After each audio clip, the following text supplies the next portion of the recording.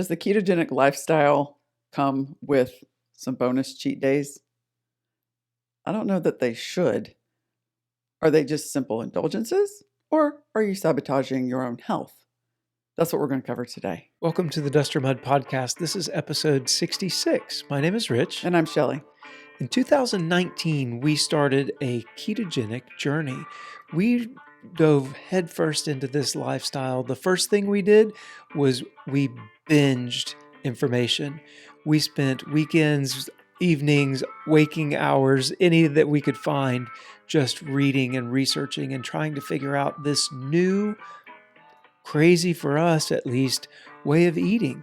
And over the past 5+ years, we've really stuck to this ketogenic lifestyle. And one of the things that comes up often and recently came up after one of our podcasts was cheat days. Do you cheat? When do you cheat? How often do you cheat? Well, don't y'all just sometimes have like just one cookie? No, we don't. We choose not to cheat. Today, we want to talk about why and what we believe to be the truth about cheat days. So for a really quick review, or for those who just might not know yet, the ketogenic diet is a way of eating that you eat a high fat, moderate protein, low to no carbohydrate diet. So you're going to have 70% of your diet as fat, and then 20 to 25% is going to be protein, and then the remainder you're going to have a few carbs in the vegetables that you eat. Now, that being said, high fat diet, and when we use the word diet, oftentimes we're very much thinking of something like calories in, calories out, a restrictive diet that says limit your calories, eat under this many points, just don't eat so much. That's a typical diet that the standard American is used to. But with a ketogenic diet, really what we're doing is we're flipping it on its head, and we're going to just tell our body to do something completely different. Yeah, your body can use glucose as fuel, which is your standard American diet. Carbs are converted into glucose, and your body uses that for fuel. Your body also can use ketones for fuel, not if there's glucose available, though.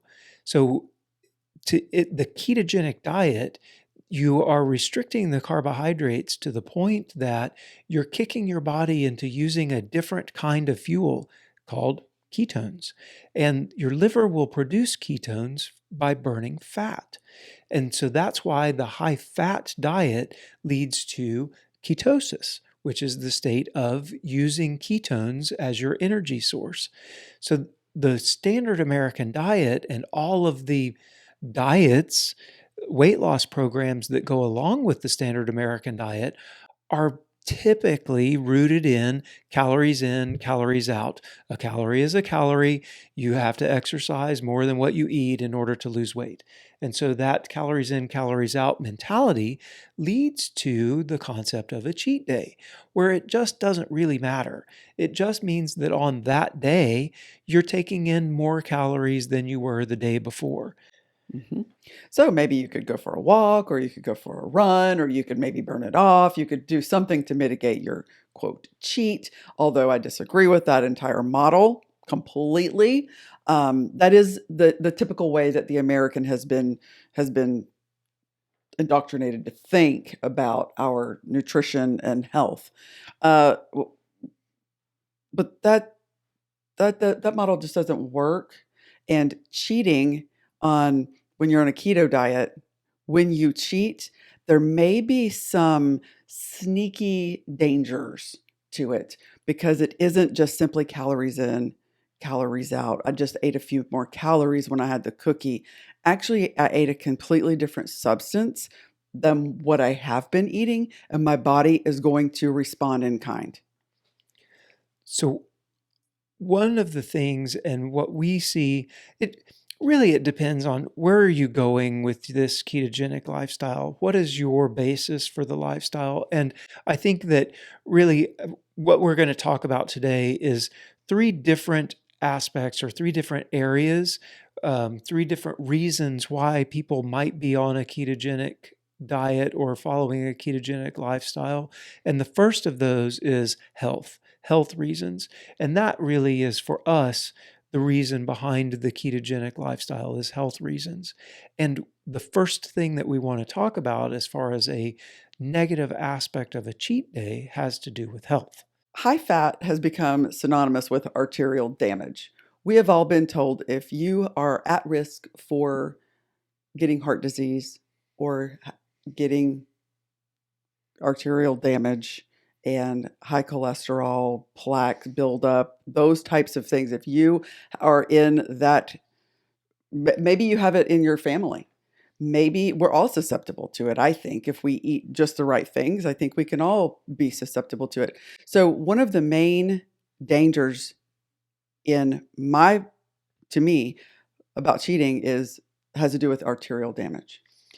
The standard American diet, the high carbohydrate diet, let me pause. We're not doctors. Nope. We got to say the things, right? Okay. We're not doctors. We're not offering medical advice. We're offering our opinions based on our research and our life. Please do your own research and make your own decisions. As far as the health aspect goes, the keto diet is high in fat and it's also high in cholesterol. What it's low in is inflammatory foods. There are lots of studies, I'll leave one in the description, that link carbohydrate intake to inflammation inside your arteries. Now, the ketogenic diet, very low carb intake, very low inflammatory diet. But when you eat those carbs, when you have that cheat day, that those inflammatory foods now, you start inflaming your arteries. When you mix that with the high fat, high cholesterol of the ketogenic diet, now you're mixing together a recipe for what we see as disaster. Right. So you've eaten the birthday cake and the cookies, or maybe you just went to Chick-fil-A and got the thing, and maybe you do that every Friday because that's your little reward and you want to have some yummy food. The thing that's happening is you're sending the you're causing inflammation within your arteries, so they get inflamed, they get tiny little tears, and then the good guy who became the bad guy comes along and wants to start, patching things up. But before that happens, very low density lipoproteins, which are in your high fat diet, can penetrate through that arterial wall. And when that happens, you begin to get arterial hardening. And that's a recipe for disaster. So whenever you're not inflamed and you're smooth, it can pass through. It doesn't pass through. It just is within your blood system, I think. Right. And so, but as you eat inflammatory foods and your arteries become penetrable, now that little teeny tiny fat can get in there, the lipoprotein can get in there, and then it begins to harden that artery. Yep, it gets inside the cell walls of the artery and then it can't get out. So as it inflames, it opens up, the VLDL passes through the arterial wall, and then it hardens when it gets stuck in there. So that's your hardening of the arteries. And then the other thing that happens is what Shelley mentioned. There are tiny little tears that happen when you inflame as well. And cholesterol, one of its jobs is to heal our arteries. So it takes those tiny little tears and basically acts like a Band-Aid on top of them. And then the next time you tear it, it puts a Band-Aid on it, and the next time a Band-Aid, and the next time a Band-Aid. And that's how you end up with buildup. So between the two, the VLDL penetrating and the other cholesterol patching, you end up with hardened and clogged arteries. Yeah. And that mix of high fat, high cholesterol in your ketogenic diet with the inflammatory foods of your cheat day means that every time you have that cheat day, you're inflaming your arteries, Right. and you're bringing that on, at least the possibility of it happening, right? Right. And so the health benefits, and that was one of the main reasons, like for me, Crohn's and will this help? The other thing was my dad had heart attacks really young, and I don't want to do that. Right. And the more I learned about the ketogenic diet, it became maybe I don't have to have heart attacks. Mm-hmm. So, for me, the question, well, surely you have a cheat day, right? Don't you cheat sometimes, right? Right. For me, it's no, I don't, because of the reason why I'm doing it in the first place. Mm-hmm. A cheat day isn't just an extra calorie to me. Right. A cheat day is the opportunity to inflame my arteries and cause heart disease. Yeah. And then go eat a high fat diet. Yeah, that's just that is a recipe for disaster. That is the number one reason, or that is the first reason that you don't want to have any cheat days.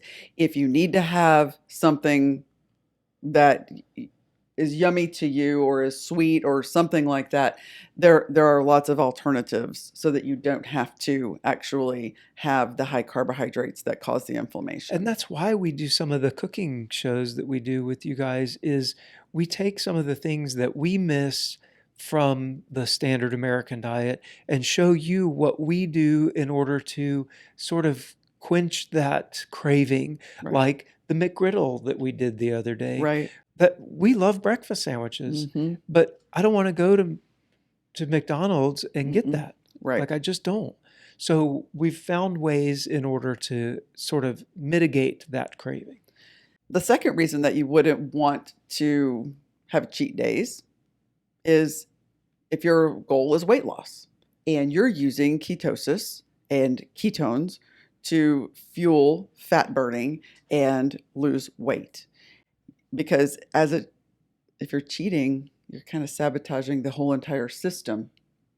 Yeah, one of the things that being in ketosis does is it really drops down your insulin levels, because you're not bringing in that external sugar, the glucose, the carbohydrates. Your body converts it all into sugar, into glucose, and that spikes your insulin levels. Well, when your insulin is up, that tells your fat cells to go into storage mode. Right. So anytime you have insulin flowing in your body, your fat cells are in a receive mode. That's what insulin tells your fat cells to do: receive extra energy and store it. Mm-hmm. So whenever there's insulin, you're receiving it into your fat cells. In ketosis, the insulin is low. Your fat cells are giving off energy because your liver is saying, I need that fuel in order to convert into ketones. So your fat cells are giving off energy, right? They're no insulin, which means fat cells are sending energy out. Mm-hmm. So now you're in ketosis.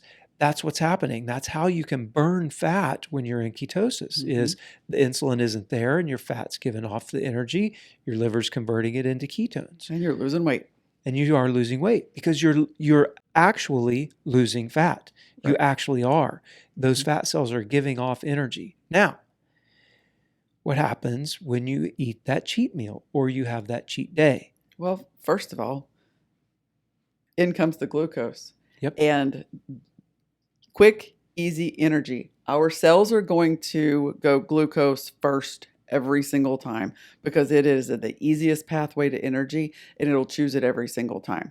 In order to have energy from ketones and using your fat, you have to make your body do that.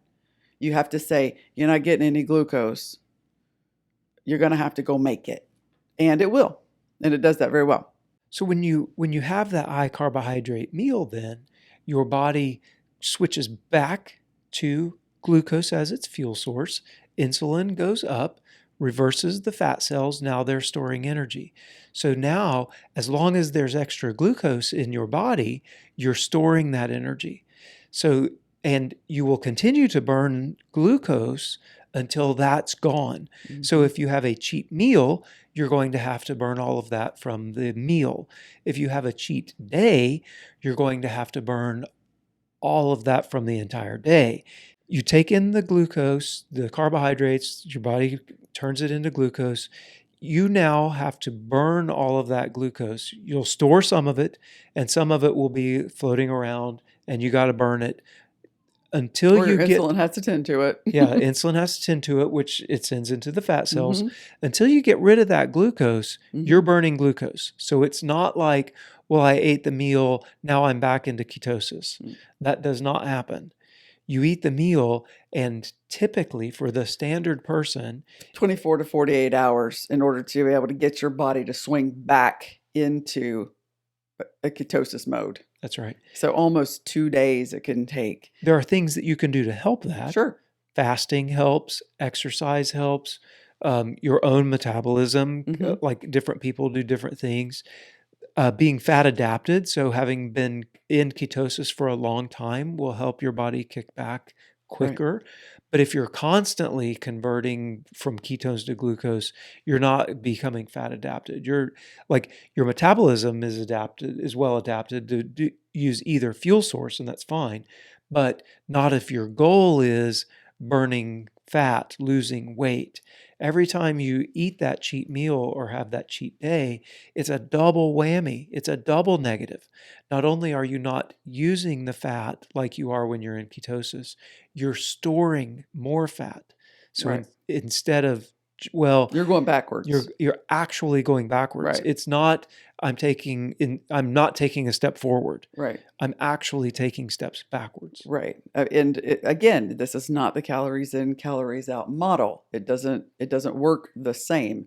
You're actually telling your body to do something altogether different. It isn't well, I just didn't eat that many calories, or I just ate a few too many. It'll be fine. Right. Your body literally switches metabolic function, and now you have to go back and tell it to do back the other way. And it's just going to it takes time for the physiology to change. Yeah, you can't just say, well, I would have eaten 200 calories of butter. Today, I'm going to eat 200 calories of Oreos. Those are not the same 200 calories. Right. Your body is going to react differently to that. Right. And you're going to have to take time to recover Mhm. from that cheat meal. Yeah. And one of the most common things that people say, we always ask, how did you feel? How did it make you feel? How did it make you feel? How did you feel afterwards? And to a person, every single time, like crap. I felt awful. I felt awful. And not just I felt Right. guilty. Right. No, like their bodies literally revolted against it. They felt awful within their whole system. And it's just a testament to the fact that what they ate did not feed their body. It really brought them down. And it's just really, really interesting. There's some physiological reasons why, with your glycogen stores being already low, and then you up your sugar and your insulin and all the things that are going on in there, says I'm going to feel awful. Yeah. But the fact is, we think that it's going to make us feel good and like, woohoo, I'm going to eat the cake. And then for a moment, it might. It Right. probably tastes good. Yeah. But it's a big food hangover. Yeah. It really isn't. It lasts for quite some time that people don't feel good. So what are some other impacts of cheating on a ketogenic diet? The last one we want to talk about really has to do with the psychology behind eating, and some of the, call them disorders if you want to, call them struggles, however you want to look at it. But fact of the matter is, sugar and carbohydrates are highly addictive to our brains, to all of them. Yeah. Some people succumb worse than others to the level of the addictiveness of the substances. There are genuine sugar addicts and carbohydrate addicts who probably should have eaten their last carbohydrate ever. I know somebody who said, they put it like, I've drank all the beer I get to drink in life. I don't get to do that anymore. I've had my full share. And some people with their carbohydrates, it's the same way. Yeah, it can be similar to the struggles that an alcoholic would have. Right. So the cheat day to someone who's struggling with carb addiction or sugar addiction is very similar to saying to the alcoholic, well, when do you go to the bar and have some Right. drinks? When do you cheat? When do you cheat? When do you go drinking? They, they, Well, I they don't. I don't, because I was addicted to alcohol and now I'm not doing that anymore. And I Right. don't want to be back in that same place I was. Right. So I don't cheat. Right. And for the person who is addicted to sugar or carbohydrates and are using the ketogenic diet in order to deal with that addiction, Mm-hmm. the cheat day has very same effects Mm-hmm. as the alcoholic Yeah. cheat day. Yeah. The ramifications for that person are going to be far greater than they are maybe for the next person who doesn't suffer quite as much from the addiction. Now, it doesn't mean that they're not addicted, because it is an addictive substance, sugar and carbohydrates, especially highly processed ones. It's addictive to everyone. You can look at people walking around and you can tell that. Uh, uh, we're all addicted to it. You know, if you eat it and it's yummy, it tastes good and it makes you feel good. Everyone waits for that dopamine hit whenever we eat it. But whenever someone is genuinely addicted to it, the last thing that that person even needs to consider is a cheat day. Yeah. And well, here, just have some cake. Oh my gosh. Oh, just a little. Just it's your birthday. Aren't you going to have ice cream? Yeah. No. Yeah. No, I'm not. It Or I might, but I'm going to have a ketogenic alternative, and I'm going to use sweeteners that don't spike my insulin at all, that have zero glycemic index load or anything. I'm going to use stevia. I'm going to have high fat egg, whatever the thing is. I'm going to make something for myself that is good for my body. So that third one, I know that's a little touchy-feely and isn't as sciencey as some of the others, but Actually, there's an article that Frontier Psychology, you'll put it in the show notes, that they've done studies about the absolute addictive nature of sugar and what it does to our brains. So it is, while it might have some feels to it, it also, there's a lot of science behind fair. the activities that are going on in our brains that's with true. those substances. Yeah. So that one, for as far as cheat days go, that can wreck progress. It is it's a relapse situation. It's a falling off the wagon situation. And oftentimes, from the testimonies that we've heard from people that we've talked to, in that scenario, it often leads to weeks or months of, I'm just going to eat whatever I want. Yeah. And then that, now you're really sabotaging whatever you are doing, right? And oftentimes that's leading to actual illness. You know, that now you're getting into your type 2 diabetes type issues when you're that addicted. So there are things that you can do. Like, there are times when you're going to eat the thing. And that's just it. You're going to do it. Yeah. And if that's the decision that you've made, awesome, do it. There's an order in which you can eat food. If you eat the fiber first, check out the glucose goddess. If you eat fiber first and then you eat the carbohydrates, your blood sugar levels don't spike as high. Right. That's something that you can do.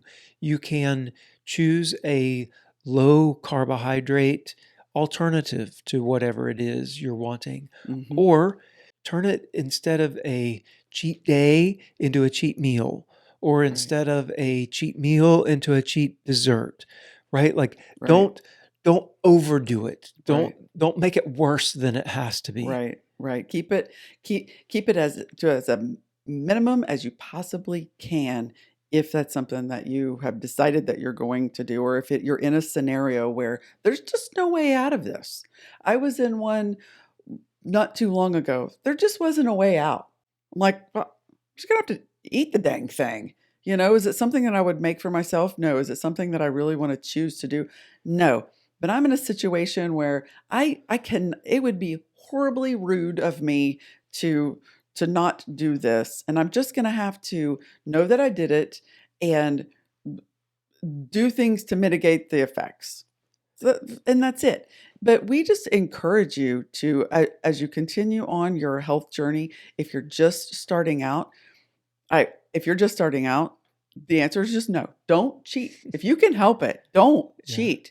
Go 40 days, no cheating at all.